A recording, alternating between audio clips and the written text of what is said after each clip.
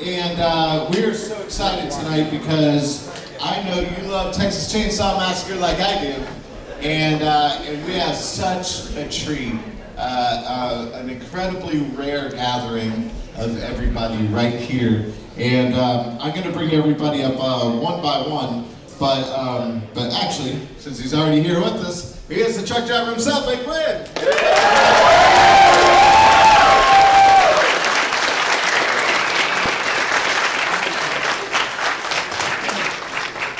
All right, you know him, you love him. He's the craziest one here, so I got to get him up here before he sets something on fire and knocks something over. Ladies and gentlemen, hitchhiker himself, Neal.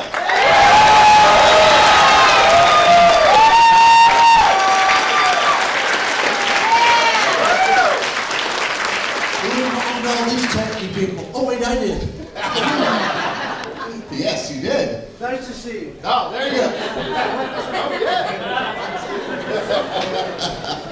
All right, and the one and only Danziger. Hey!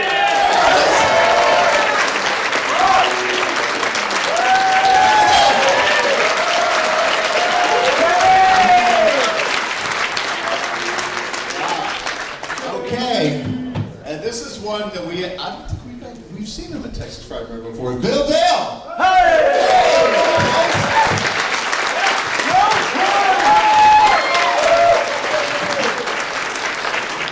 All right. Uh-oh, now we're in trouble. The one and only Dugan.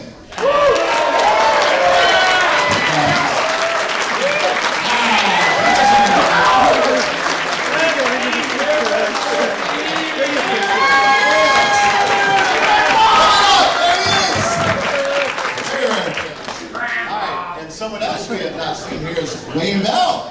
Hey!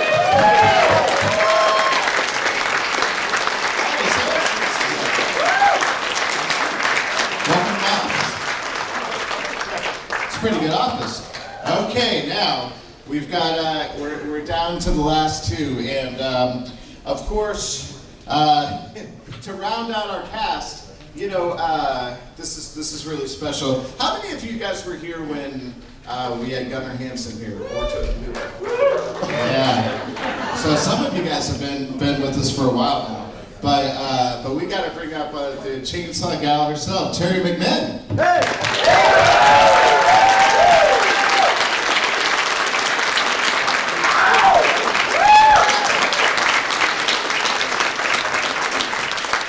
And then of course, none of this would be possible if we didn't have the man himself that wrote this, Henkel.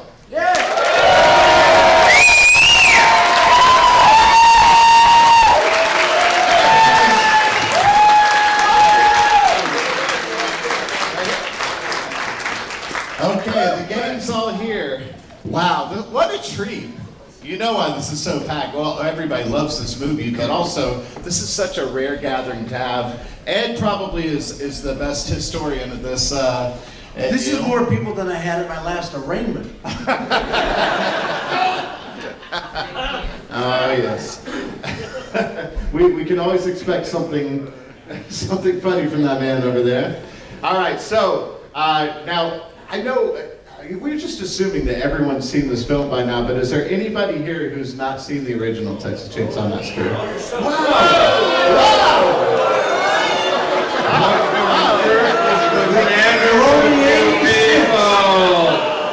The crowd is turned. All right, here we go.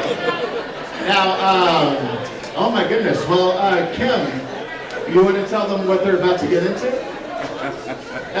If you have never seen it, all right. It's unlike anything you've seen before. I hope you'll enjoy it a great deal. Absolutely. Okay. Well, you know what? You know, this is a really special movie for a lot of people, and this was quite a set. It was what, 110 degrees on the set? Quite often. Easily. 110 degrees. It's hotter every week, doesn't it? Yeah. So let's go down the line here and have each of you guys talk about one special memory. Talk into the mic, it says, yes. In case you were wondering what this piece of paper was, it's not notes. All right, so let's let everybody get a chance to talk I'm a sound about. guy, so of course I noticed that. Yes. one special moment on the set, because this was a special movie that I don't think anyone had idea how big and how great this was going to be. Is there something from the set you remember? Yes, there are a lot of things I remember, but some of the things really don't have a lot to do with the filmmaking so much as they do with the world in which we were making the film. And one day, because there was only one bathroom in the house and we had one little trailer, went out back in the corn patch to take care of business. Started looking around, and these plants were very, very tall for corn. And I started looking a little bit closer, and I realized I was standing in the middle of a marijuana patch.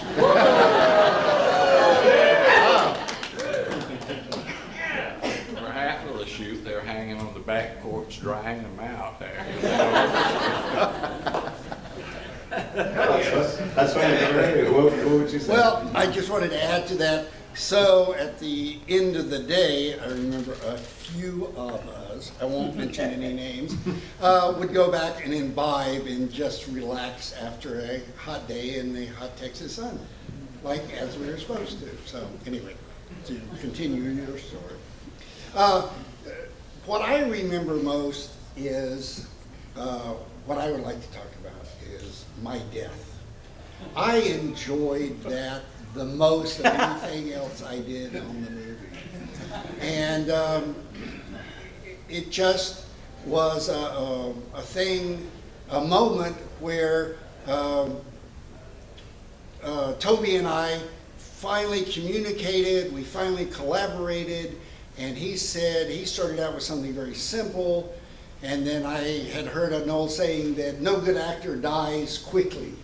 And so, being the end of my time on the movie, I wanted to extend it as long as possible. And so anyway, he said, well, just get hit on the back of the head and fall down. I went, no, that's boring, and this is the beginning, the real beginning of this movie. What happens next?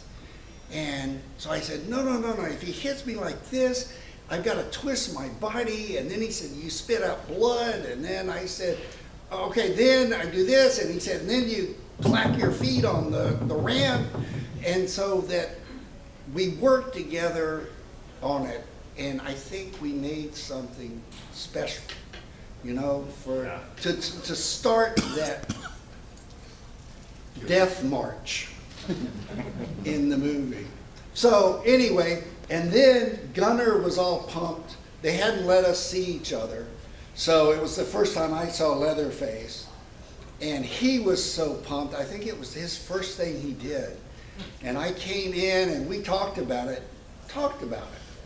But we came to doing it, and you have to understand, we didn't have, it wasn't a Stanley Kubrick movie. We didn't have 50, 60 takes. We were doing this in a couple of takes, which is pretty damn amazing for the whole movie, I tell you. But anyway, we got in our positions in action and went up there, and this was a very soft rubber hammer head made by Bob Burns. And Gunnar came down so hard, he burst all the blood vessels in the eye that he hit. Oh. And he would, cause he was so pumped, right? And I twisted and I spit and I clacked my feet. I did everything I was choreographed to do. And he picked me up like a rag doll and just flipped me into this little bitty room, which was not very big at all. And I crashed into the wall and just tried to get as small as I possibly could. And he closed the door.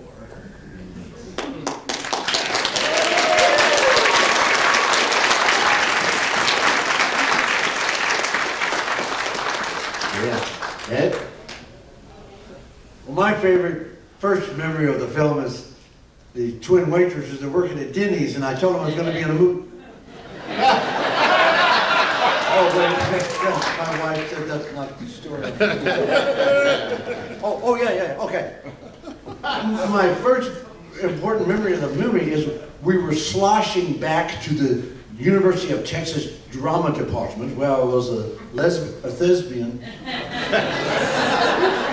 And we had not learned our lines for acting class. And I said, well, we'll just have some of the slick memory and we'll make the stuff up. So we were going to go back and just improvise some of the Shakespeare we were supposed to be doing. Good luck with that. And so we were going up the steps to the drama department and the little girl runs out and she goes, are you going to audition for the movie? And we said, movie?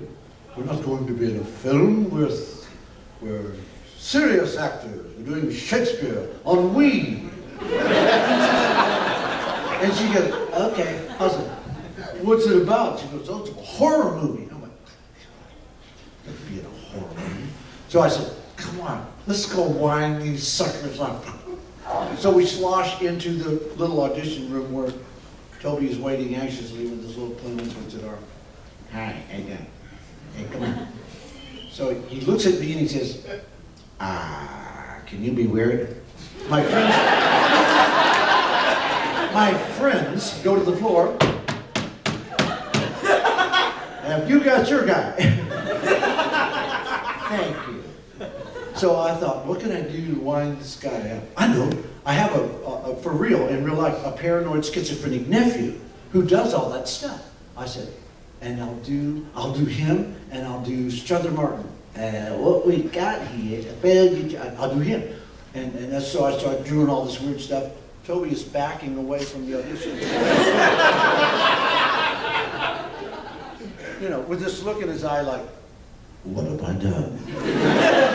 4 days, I said, got rid of him. 4 days later, this esteemed gentleman brings me a contract and said, we need you for the film. And I thought, wow. Okay. I mean, it's not like anybody's ever gonna see it. And here we are.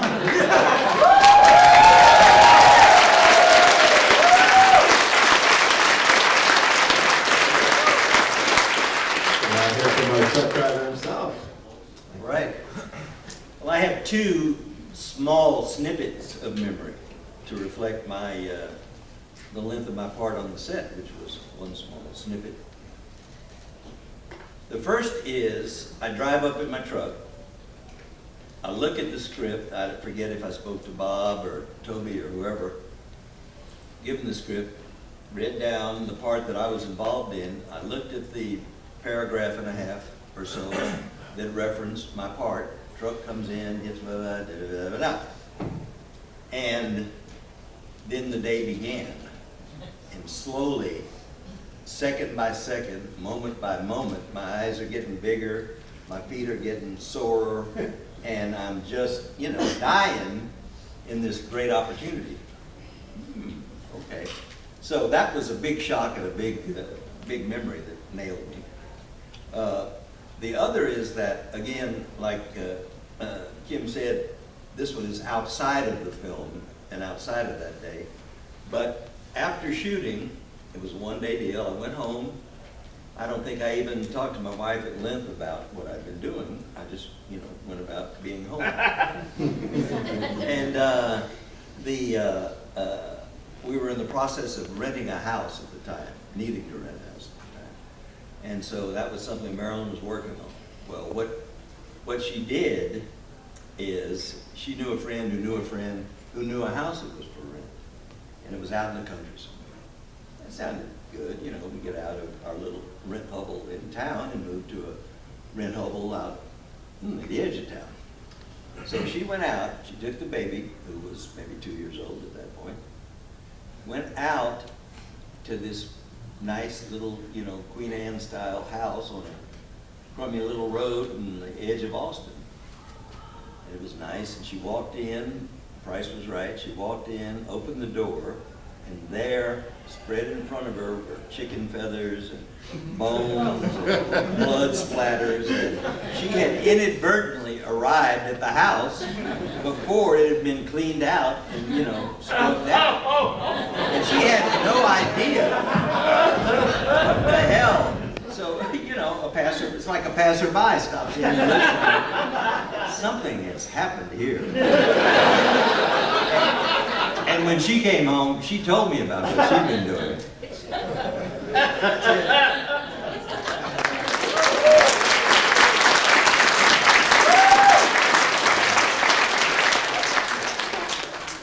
Before I say what was real interesting about my part, I want to preface it by saying that this is my first time being here, and I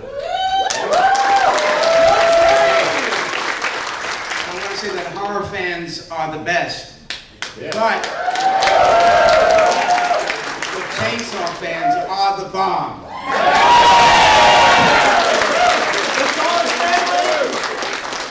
And I kind of feel like really I'm at the Academy Awards for horror. And to paraphrase Michael J. Fox, you make me feel like I'm 5.5 feet tall. But moving on, and in conclusion, the part that I got a kick out of, and I think Bill was with me, and I've told this before, is the scene where we drive up to the gas station, and the cook, Jim Seadow, comes over to us and tells us that he's got no gas. And then that troll-looking kind of guy that comes out and starts, putting soapy water on the windshield, and I inadvertently hit the windshield wiper, and it just splashed all this soapy water all over Jim Seadow. And he's trying to deliver his lines while soapy water is just coming down. And both Bill and I, we just lost it, and take after take we couldn't do. And ended up with Toby getting furious, walking off the set, and fortunately Kim, in his mild-mannered way, was able to finish it up. And that's one of the iconic scenes, actually, for the movie. So I'll stop there.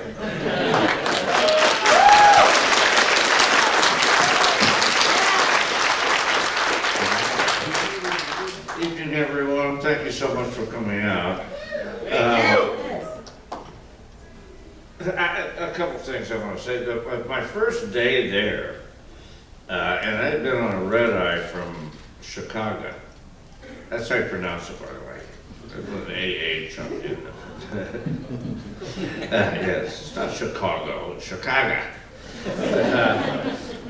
I got in at like 6:30 in the morning, and Kim picked me up at the airport in Austin.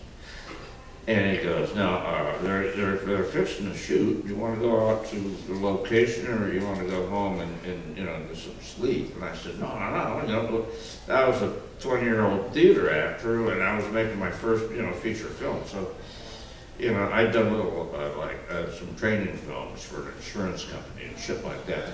And, yeah, really great stuff.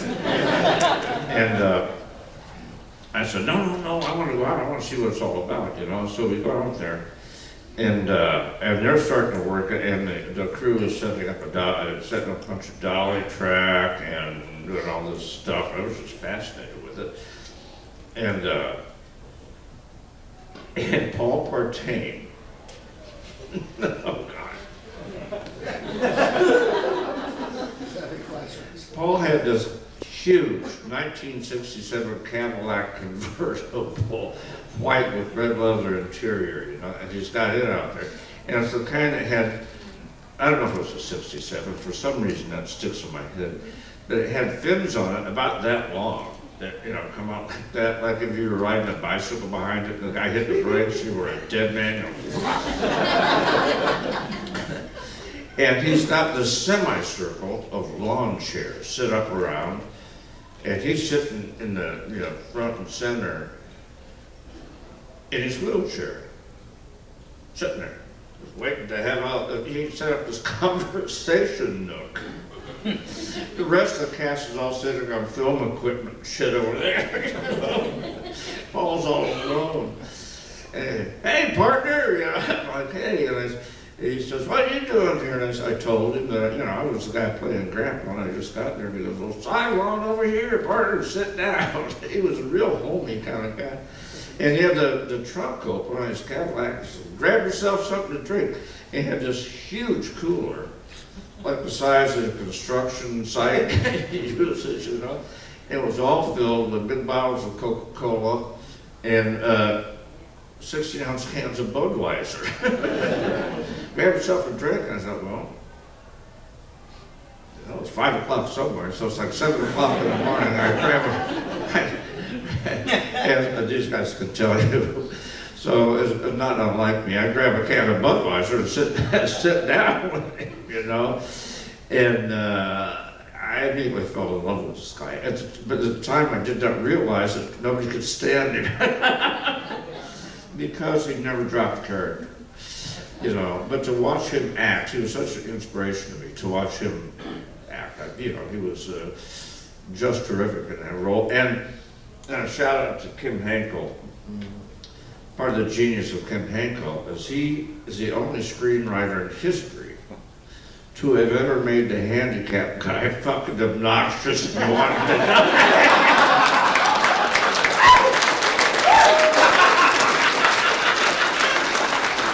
mainstreaming at its best.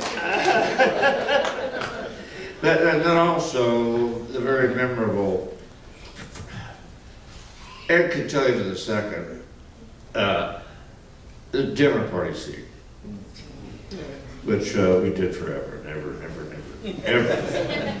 And I must say, Bill, for you to say that, you know, we didn't do more than a couple of takes is absolute fucking bullshit.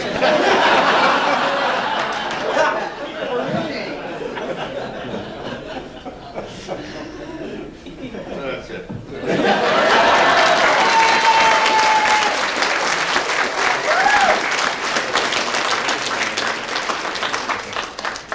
Now we got to hear about the sound of all of this, because Well, I'll try to be brief. Really, I just want to echo what Alan and John have just said about the fans that we've met. This is my first time to do this also, and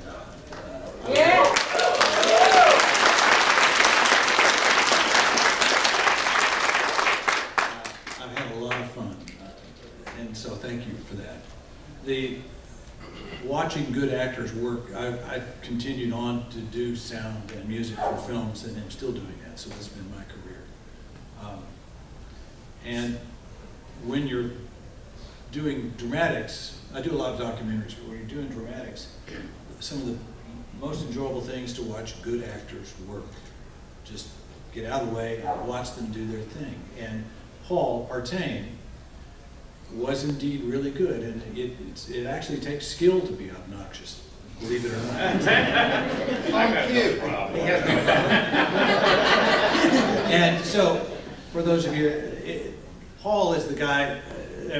The Blair Witch Project took advantage of this idea some years later. You know, the people you're going to kill off, the first to be eaten, as my friend Sonny Carl Davis calls it. It's good to make them somebody you don't like, and nobody really got that idea until Kim and Toby wrote that, and Paul did a great job of doing that. You will see a scene at the gas station where Franklin in his wheelchair can't get out. Everybody else has left, and they've just had a very disturbing scene that for those of you who haven't seen it, you'll figure that out. And he's marveling at how bizarre this just was. And Toby had two great skills in filmmaking. He was a good editor, and I don't think people give him enough credit for that. Because as I was telling somebody earlier, you shoot the movie on location, but you make the movie in editing, and Toby had a great skill at that. But he was also a very good documentary, verite, handheld camera person. He learned how to do that in a smooth way, which is why he was sought out for a number of films because of his ability. And he was also short, so they gave him a wonderful angle. And he could move seriously, he had a very fluid style. So in some scenes, Toby wanted to shoot it himself, especially if it was a cramped thing. So me with the microphone and Toby the camera were in there with Paul, and nobody else is in there. It's like we're having this private moment of watching Paul do his work. And he brought it, the camera's close, so when the camera's close as an actor, you need to bring it down and not be the theater thespian. You push it just as far as you got to push it to get into the lens. And he just nailed it first time, and it was okay, cut, one take only. And both of us, Toby and I, just looked at each other and said, man, we just saw something. So that's, in filmmaking, watching good actors work is one of the delights, and that's why this was great fun. And speaking of which, I would like to introduce one of the best actors that was in the movie. Here's Teri. That's right.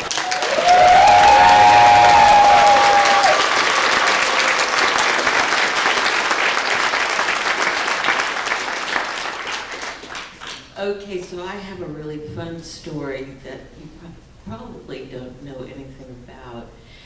You remember when Pam was in the deep freeze, right? And we had to film Pam in the deep freeze, and we were supposed to get some dry ice that morning, but the dry ice somehow did not arrive. And so Toby said, well, Teri, I'll tell you what we're gonna do. I want you to get in the deep freeze, and I want you to smoke a cigarette. And I want you to put the Coke bottle in between your legs inside. And we're gonna close the lid, and we're gonna get it real smoky, and then we're gonna open it up. And then you're gonna flop out. You know, just flop out. Well, I had not really, you know, we'd been sweating inside the van with no air conditioning for 3 or 4 days, and I didn't have the greatest confidence. We didn't have that super rapport of director to actress yet. You know, there was none of that, and so I thought, he wants me to flop out of this deep freeze. What a dumb idea, I'm thinking to myself, okay? So anyway, I dutifully smoked. And I'd hear Toby say, okay, Teri, is it smoky in there? Yeah, I think so. And then they open the deep freeze and I go, and you know, I think we did it 3 or 4 or 5 times, which was one of the fewer times of all. I mean, you know, Toby would have 32 angles at the staircase when Gunnar is screaming. You know, that went on from 8 in the morning till 8 at night. This, I think, was like 4 or 5, and I was just very, what is he thinking? I mean, Jesus Christ. So I go to see the movie, and you know, I was so worried about my cheeks and the red shorts and Teri, we're gonna shoot around it, okay?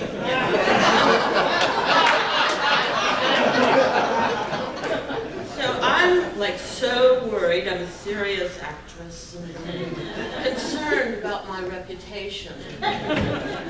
And so I'm sitting with 500 screaming kids in a matinee in Tomball, Texas, to see myself on the screen for the first time. And what I'm really worried about is that, you know, scene with the shorts when she's walking up. So I don't hold my eyes like this because of Leatherface. I hold them because my cheeks are in cinemascope and technically stretched across the screen. And it's boom, boom.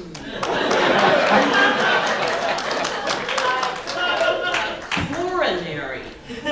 Because I'm so worried my mother and my Aunt Jerry are going to see this. And then they'll be marching outside, you know, with the, that's the way it was.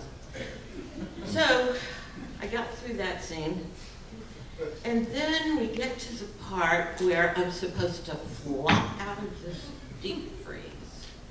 And I'm really dreading that moment, you know.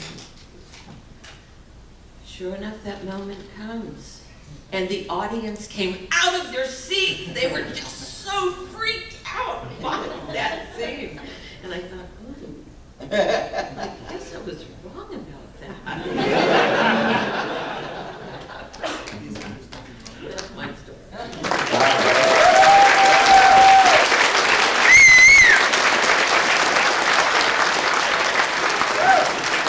So, in just a few minutes, so you guys are gonna get to see all of this, and I'm so excited for the people who've never seen this before. I would love to see it for the first time again. So this movie has meant so much, and you know, one of the things that was so terrifying about it is seeing Gunnar Hansen as Leatherface, and of course we've all seen it on the screen and go, whoa, you know, but you guys were there right in person, right in front of him, and just to see him, and since sadly he can't be here with us, like, let's just quickly, if you have a few memories of Gunnar and just seeing him live right in front of you, just about to terrify the world. That'd be Bill first, right? Me? Yeah. The first time was, well, at my death, and that was pretty terrifying when he stepped out there with the hammer, and I knew everything that was going to happen, but it still scared me to death. One of the other times it scared me was when, after I was dead, they bring Teri in, they put her on the hook, which was terrifying, even to be there in person, right? And knowing how the trick was done, Teri and Gunnar were just like magnificent, I thought.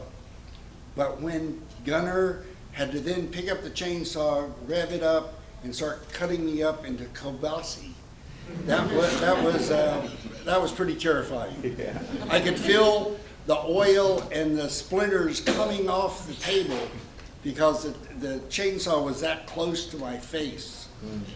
And what I found out later was Gunnar couldn't see out. I don't know that I would have gotten on that table if I had known that. But it was like, oh sure, Toby, let me hop up here and rev it up, and okay, where is he? Scary stuff. Yeah.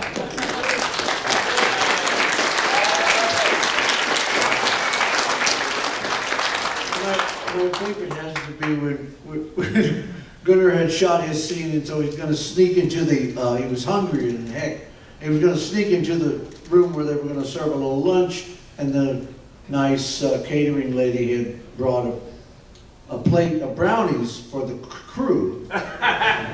Brownies for the crew. They're with me. And so Gunnar gets in there, and there was nobody there but him, and he goes, oh, brownies. Gunnar had never had brownies. Say, these are really good. I think I'll have just one more.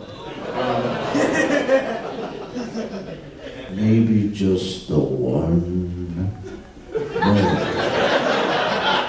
I came in and said, hey, Gunnar, what you doing? He goes, I can't feel my legs.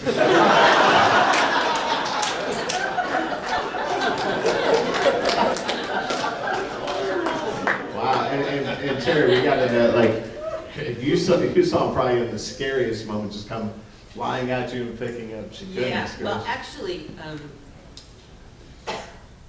Gunnar and I had reconciled because he had been my boyfriend George's roommate, and he'd always taken George out to get drunk and for chicks, you know, looking, and it wasn't really hard to convince George to go, but I blamed Gunnar, you know, of course, because he would always exclude me, and so we were bitter enemies. But we surprisingly met on the set and said, what are you doing here? I don't know, what are you doing here, you know? And so we made up and had coffee, and we were professional, and then the day came that we were supposed to shoot all the scenes that go with Pam running from Leatherface, and, you know, all that stuff.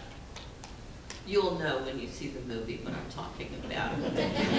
And we started about 8:30 or 9 in the morning, as I recall, and we went until 8 o'clock that night.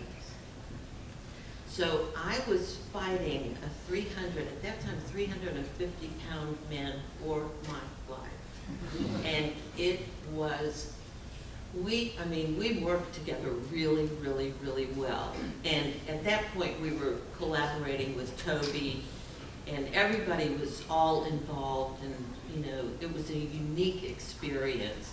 And as an actor, I mean, it was just like heaven to be getting to really show your stuff and do your thing, you know. And I don't know how Gunnar managed to hold up. I mean, at the end of the day, I know how I felt. I think it was Kim that handed me the bottle of Jack Daniels. Because I had lost my voice completely. But I couldn't do the scenes without trying to scream, you know. It just didn't make sense to me. I guess method actor or something. And so, anyway, at the end of the day, was drinking the Jack Daniels neat, you know. And Gunnar was stellar to work with, really enjoyed it, the crew, everybody. And I'd always turn to Lou Perriman at the end of something and I'd go, was that okay? Was that okay, Lou? And he'd go, yeah. You know, he was really a support for me. And, you know, you're insecure, you're an actor, you're insecure of what you're doing and all of that. So it meant a lot to me that Lou did that. But I got home, I was supposed to be on stage all night doing a play.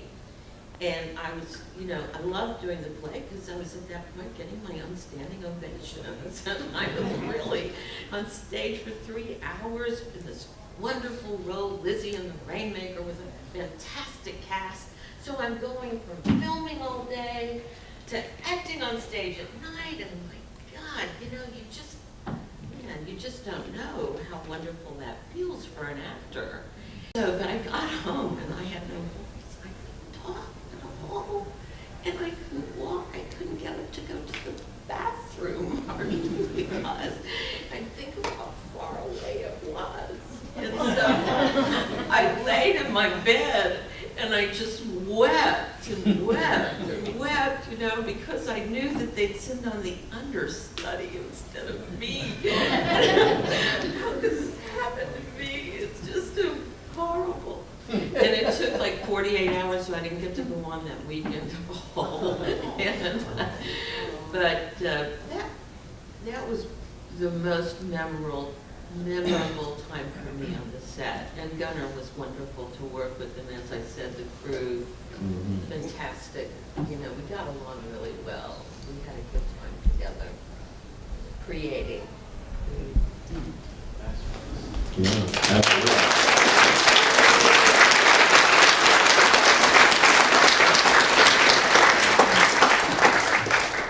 Well, everybody here is or was an actor.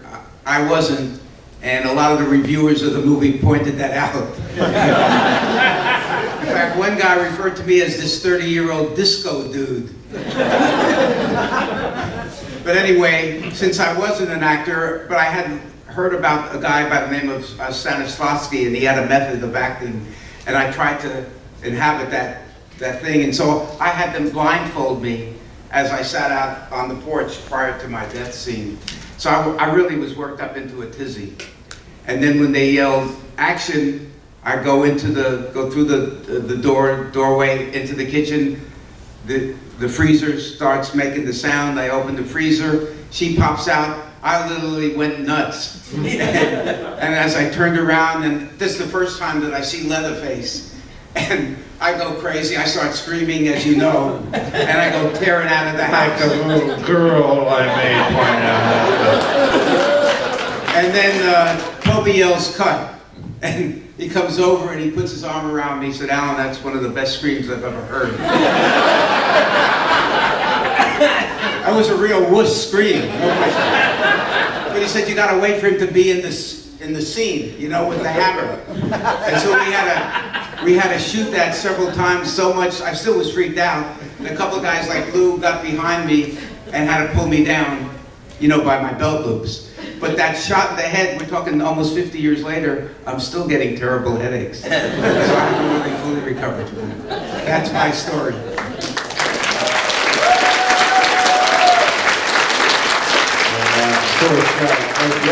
You got to see him swinging that chainsaw outside, which the rest of us found pretty terrifying. It must have been interesting to see that right in person. As I said, once I had read the little paragraph and a half of the script that referred to me, each moment that went by, that size of text got bigger and bigger and bigger. Every fright, every scream, every drop of, fake blood, whatever. Marilyn running, screaming. Gunner, it was all like, holy, But it was amazing, totally amazing. I think I can tell you something that refers to my experience with Gunner that's outside of the sphere of the film. You'll see why Austin was a little town, in many ways still is, but they're hard to find in many ways. Gunner is a distant member of the family, as it were. My brother-in-law and I bought an old Peterbilt truck. And we bought it together. That's the truck referred to as the Black Maria. And we bought the truck and started, doing what we do. But before that, his best friend and high school mate was his best man, and continued to be until he died, one of his best friends, and that was Gunner Hansen. Oh, I didn't know that. So, yeah, we spent a lot of time kind of bumping into each other informally, like college kids or whatever students do. And yeah, Tony, because Gunner was originally from Iceland, and my brother-in-law was from Germany, they were two weirdo kids in high school, you can imagine the attraction to each other. And so, we've been camping. We used to go camping with Gunner when he'd come into town from Iceland, or Maine, let's say, but it might as well be Iceland. And just hang out. He was a good guy, and I didn't really know anything about him being on the set. I don't believe. I remember Bob told me, or I don't know. But it was quite a shock to see him the way he came out of the road, like, what in the hell? Anyway, it's all on film.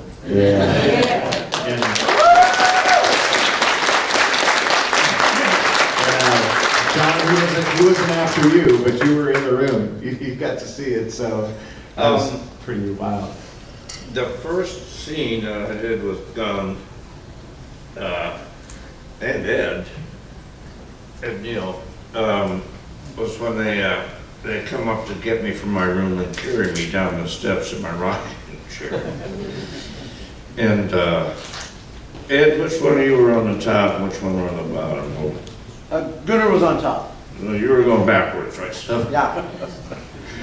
so Ed, action, and I was supposed to be totally limp, like no bones, and just don't move no matter what happened.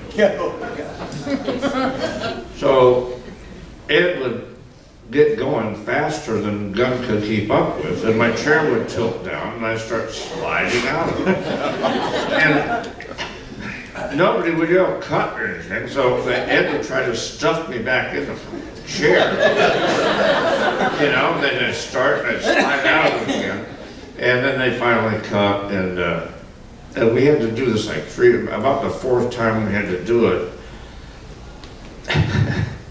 Gunn leaned over and whispered in my ear, "Dugan, if you don't stay in this fucking chair, I am going to kill you." And the first time I actually met Gunn was in the makeup and wardrobe trailer. And I was getting prepped, getting ready to get makeup on it, and Gunn was getting dressed.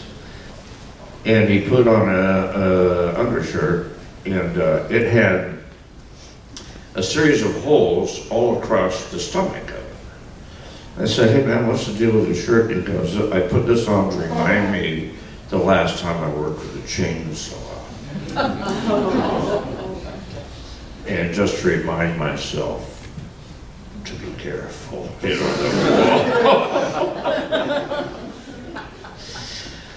So, that's pretty much. Wow. Well, I know we gotta get this movie started in just a minute, but let's close it out by hearing from Kim, because when you wrote this, is this exactly how you envisioned it, or did it just come out slightly different, completely different, or is this how you pictured one of these wild characters? Great question. Well, when you write something like that, you have a certain kind of image in mind, and of course, when you put characters to those inanimate images, suddenly something happens, and it's almost invariably good. And the better the cast you have, the better it is. They always bring so much more to it, and the fact is that over the course of shooting this, everything evolved. The script was changing day by day, and the cast was bringing things to it, and we were responding to who the cast were. And then even after, principal photographer, we came back and did more things that responded to what we were missing, what we needed to make it a whole and complete film. Yeah. And when you first saw this film, you must have thought, oh, yeah, we got this. No, not at all. See what happens. I always see all of the flaws, and I thought we were in terrible trouble, frankly. Well, good thing you weren't. And we're getting ready to start this film. But you know what? This is such a special moment, and you guys are all here for this incredibly special panel. So what we've been doing at the end of the panel is having everybody turn around and take a selfie with the audience. And since we have the biggest audience I think I've ever seen here at one of our panels, if you guys could all just stand up, and we're going to take a picture with you guys. But if you want your own, make sure you get this group photo by the van outside tomorrow. And make sure you see each one of these guys at the table. And then we're going to give these guys a good send-off and then start the film. So you guys ready to take a picture? I just wanted to say, and because it involves the audience, and I'm going to share something. One of my biggest fears about growing old, other than having a prostate the size of a softball, was that I was going to end up in a van down by the river, feeding ducks. Well, I have a van, and it's outside. So, enjoy.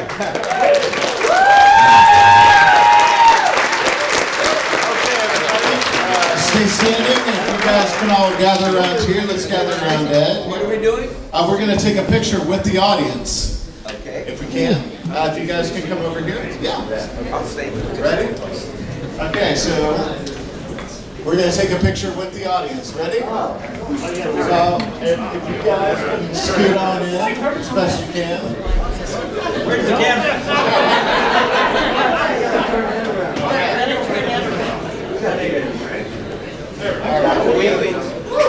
You know how special this is, guys. Ready? All right, everybody in? Yeah!